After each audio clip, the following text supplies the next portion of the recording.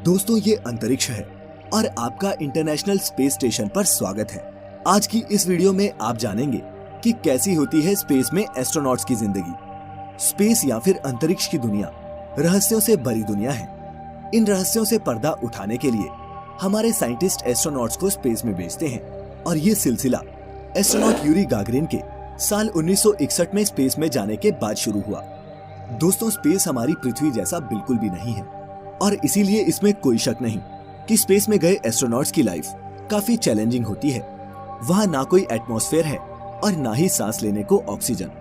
Gravity बिल्कुल zero और ठंड इतनी कि सहन ना हो पाए। एस्ट्रोनॉट्स अपने स्पेशल सूट्स में ही अंतरिक्ष में जाते हैं, लेकिन क्या ये सूट पहनकर इनकी सारी प्रॉब्लम सॉल्व हो जाती हैं? वो क्या क्या चैलेंजेस हैं जो इन एस्ट्रोनॉट्स को स्पेस में फेस करने पड़ते हैं और कैसी होती है इंटरनेशनल स्पेस स्टेशन पर इनकी जिंदगी? दोस्तों, स्पेस में जाना धरती की किसी और जगह पर जाने जैसा बिल्कुल नहीं है। ये एक बिल्कुल ही अलग अनुभव होता है। इस दौरान एस्ट्रोनॉट्स कई फिजिकल और मेंटल चेंजेस से गुजरते हैं, जिसकी ट्रेनिंग वो कई महीने या फिर सालों करते हैं। स्पेस में जाने वाले इन एस्ट्रोनॉट्स का ठिकाना बनता है international space station. International space station पृथ्वी को 400 किलोमीटर की दूरी से परिक्रमा करने वाली एक एडवांस लेबोरेटरी है, जिसे अमेरिका, रूस सहित 16 देशों ने मिलकर 120 बिलियन डॉलर की लागत से बनाया है। पृथ्वी से जाने वाला कोई भी विमान ISS से जाकर मिल सकता है। एस्ट्रोनॉट्स या तो अपने शिप में या फिर इस स्पेस स्टेशन में रहकर ही स्पेस का अध्ययन करते हैं। पहले जानते हैं कि स्पेस में इन एस्ट्रोनॉट्स का काम होता क्या है। जाने तो सही कि वो क्या क्या ड्यूटीज हैं जो उन्हें स्पेस में परफॉर्म करनी होती हैं। तो दोस्तों, ISS पर रह रहे वैज्ञानिकों के ये 5 काम डेली रूटीन का हिस्सा होते हैं। पहला, स्पेस का अध्ययन और एक्सपेरिमेंट्स परफॉर्म करना। दूसरा, इंटरनेशनल स्पेस स्टेशन की मेंटेनेंस और मरम्मत। तीसरा, डेली एक्सरसाइज जो स्पेस में बहुत जरूरी है। चौथा, ISS के बाहर स्पेस वॉक परफॉर्म करना। और पांचवा, रिलैक्सेशन, क्योंकि वो भी जरूरी है। अब इन सब ड्यूटीज को परफॉर्म करने के अलावा एस्ट्रोनॉट्स खाते पीते हैं, सोते हैं, पढ़ते हैं, टॉयलेट जाते हैं, जिन सबको करने में भी उनको भारी मशक्कत करनी पड़ती है। पहला तो स्पेस में पहुंचते ही एस्ट्रोनॉट्स की बॉडी में इंटरनल चेंजेस होना शुरू हो जाते हैं। सबसे बड़ा चैलेंज स्पेस में अगर कोई चीज पेश करती है तो वो है ग्रेविटी। धरती पर तो ग्रेविटी की वजह से हमारे पैर जमीन पर रहते हैं, लेकिन स्पेस में ऐसा नहीं होता। वहाँ पर आपकी बॉडी वेटलेस हो जाती है और फ्लोट करने लगती है, जिसकी वजह से रूटीन काम जैसे नहाना और ब्रश करना, इन कामों में भी काफी मुश्किलें आती हैं। स्पेस में गए एस्ट्रोनॉट्स को हड्डियों और मसल लॉस की भी बहुत शिकायत रहती है। इससे बचने के लिए इन्हें हर दिन कम से कम 2 घंटे एक्सरसाइज करनी पड़ती है। नासा 3 तरह की मशीनों के जरिए अपने एस्ट्रोनॉट्स को एक्सरसाइज करवाती है। इसमें ट्रेडमिल सबसे इम्पोर्टेंट होती है, क्योंकि स्पेस में ज्यादातर काम एस्ट्रोनॉट्स तैरते हुए ही करते हैं। ट्रेडमिल पर चलने से एस्ट्रोनॉट्स की टांगों की हड्डियां और मसल्स हेल्दी रहते हैं। पृथ्वी पर हम सभी के लिए एक दिन 24 घंटे का होता है और स्पेस में गए एस्ट्रोनॉट्स भी पृथ्वी की ही तरह 24 घंटे का टाइम फॉलो करते हैं। लेकिन स्पेस स्टेशन की घूमने की तेज रफ्तार की वजह से इन 24 घंटों में ये 16 बार सूर्य को देखते हैं। स्पेस में जाने वाले एस्ट्रोनॉट्स अधिकतर ओमेगा कंपनी की स्पीड मास्टर प्रोफेशनल नाम की रिस्ट वॉच का ही इस्तेमाल करते हैं। एस्ट्रोनॉट्स को ये घड़ी पृथ्वी के टाइम के हिसाब से सुबह उठने में मदद करती है। सुबह उठने के बाद ये एस्ट्रोनॉट्स पृथ्वी जैसी रूटीन ही फॉलो करते हैं, लेकिन इनका इन कामों को करने का तरीका पृथ्वी से बेहद ही अलग होता है। शुरुआत करते हैं टूथब्रश से। एस्ट्रोनॉट्स के पास एक ग्रूमिंग किट होती है, जिसमें टूथब्रश और टूथपेस्ट जैसी सभी जरूरी चीजें होती हैं। ब्रश करने के लिए सबसे पहले पेस्ट को ब्रश पर लगाना होता है, और चूंकि वहाँ सारी चीजें तैरती रहती हैं, टूथपेस्ट उनके मुंह से बाहर ना निकले, इसके लिए उन्हें अपने मुंह को ज्यादा से ज्यादा बंद रखकर ही ब्रश करना पड़ता है। एस्ट्रोनॉट्स जो टूथपेस्ट करते हैं उसे निगला भी जा सकता है।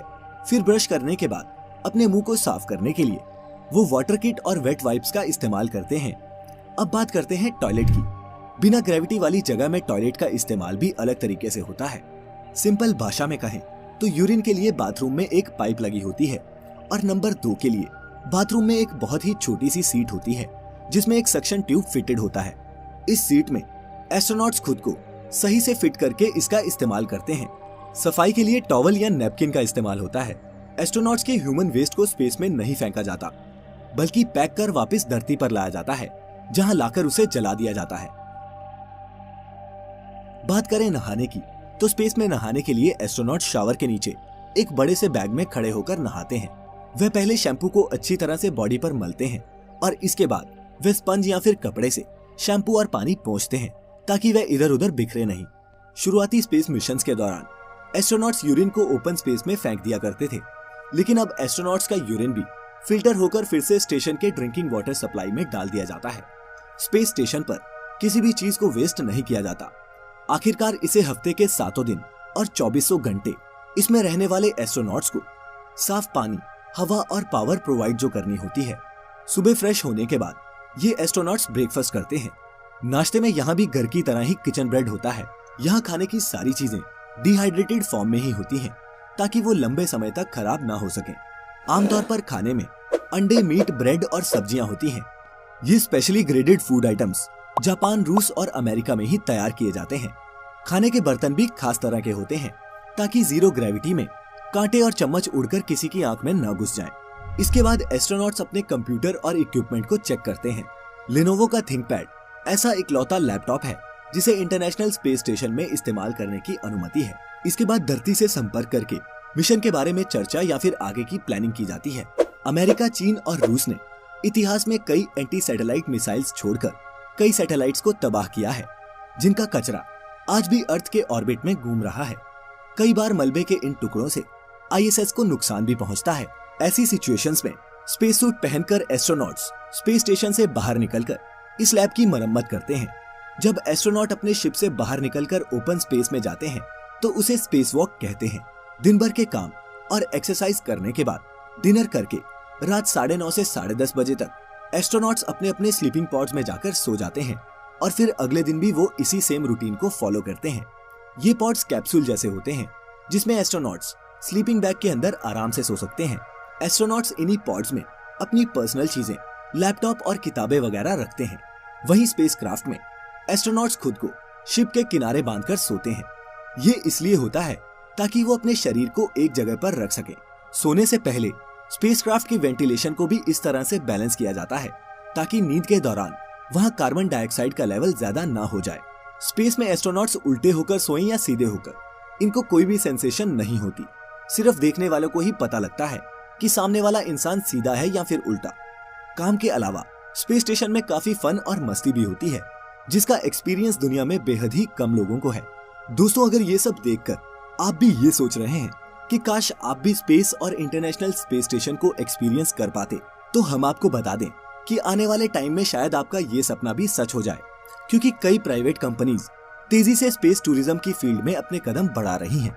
अब वो टाइम दूर नहीं जब कंपनीज आपको स्पेस टूर पैकेजेस ऑफर करेंगी, लेकिन इसके लिए आपको एक मोटी रकम खर्च करनी पड़ेगी। पैकेज के रेट्स का अंदाजा आप इस बात से लगा सकते हैं कि एक स्पेस सूट बनाने में ही लगभग 80 करोड़ रुपए का खर्च आता है। इसीलिए अगर आप भी स्पेस जाने का सपना रखते हैं तो इतने पैसे कमाइए कि एज ए टूरिस्ट आप भी अंतरिक्ष की सैर पर जा सकें। स्पेस सूट्स इतने महंगे क्यों होते हैं, इस पर वीडियो तब जब इस वीडियो पर आपके 10,000 लाइक्स मिलेंगे। तो इस वीडियो को थम्स अप देना।